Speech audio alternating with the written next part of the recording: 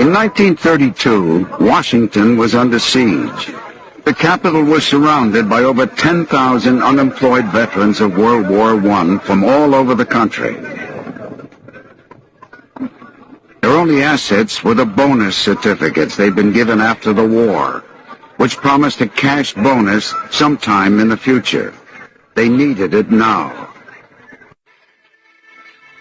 At the end of May 1932, nearly 10,000 bonus marchers occupied the nation's capital, and tens of thousands more were on their way. I'm going to get my bonus, and I'm going to wait till I get it if I have to wait till 1945. What brought you to Washington? Try to beat the Undertaker, spend the money before the Undertaker gets it. I know who's made this country worth living in. It's just you fellas. Look, makes me so damn mad a whole lot of people speak of you as tramps. By God, they didn't speak of you as tramps in 1917 and 18. No. Take it from me, this is the greatest demonstration of Americanism we've ever had. Pure Americanism. President Hoover was left to deal with the veterans when the Senate rejected their demands. The marchers had stayed, camped out in central Washington.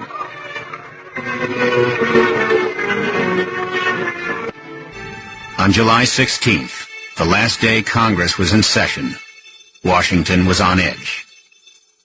Thousands of angry veterans surrounded the Capitol. Near midnight, the 72nd Congress adjourned. Congressmen left through back doors and underground tunnels to avoid confrontations. The situation had come to a head. The President ordered the evacuation of the veterans from downtown Washington. Now you bring in the troops. When MacArthur moved his troops to the affected area, he knew exactly what he was going to do. And he adorned himself in his dress uniform, along with his major aide, Dwight D. Eisenhower. The force stepped off at 4:30 p.m. More than 200 cavalrymen spread out across Constitution and Pennsylvania avenues. Behind them came 400 infantrymen, followed up by tanks and armored vehicles. The cavalrymen, one of whom is Major Patton, have got their sabers out. The soldiers donned gas masks and without warning began hurling gas grenades at the veterans. The troops advanced, some jabbing with bayonets. It's war.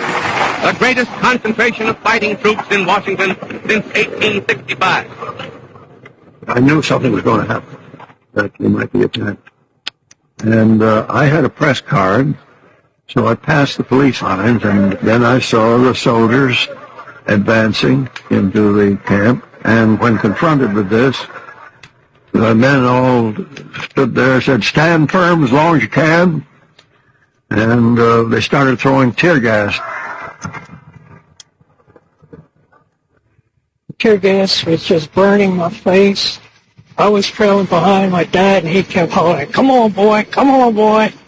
Marchers were choking from the gas, just like the battlefields in France. And so they're being forced out of their shacks by smoke bombs and tear gas, hurled by the troops who have been called out by the President of the United States. I've never seen anything like it.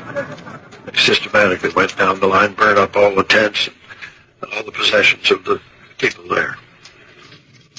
I was thinking of Herbert Hoover when this happened, because his election was in 3 months. I thought this would be the finish of Hoover. The orders of the President must be obeyed, and the roaring flames sound the death knell to the fantastic bonus army.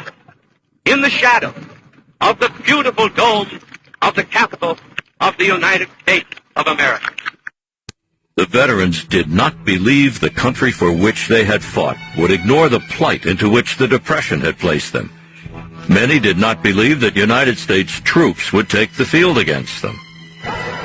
By early evening, most of the marchers had been driven across a drawbridge that led to their main camp.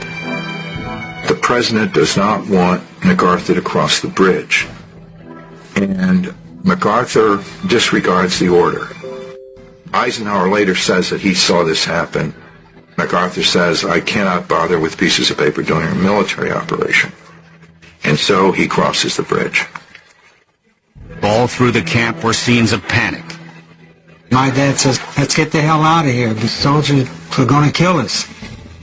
Then troops began to set fire to their wooden shacks.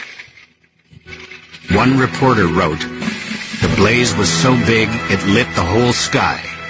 A nightmare come to life. The president looked out a window of the White House in the direction of the fire, then retired for the night. And the roaring flames sound the death knell to the fantastic bonus army that ends so disastrously in the shadow of the capital of the United States of America. The morning after the bonus rout, public sentiment took a dramatic turn against Herbert Hoover. If the expulsion needed a human face, it came in the person of Joe Angelo, whose story was published across the nation. Joe Angelo gets the Distinguished Service Cross for saving Patton's life on the battlefield. The next morning, Angelo comes to the burned-out field to see Patton. And Patton says, take this man away. I don't want to see this man. The BEF was broken up. The men returned to some city or other, there to roam the streets, hopelessly seeking work or to shuffle in bread lines. There they remain, crying examples not of the need for the bonus, but of the need for a new American system.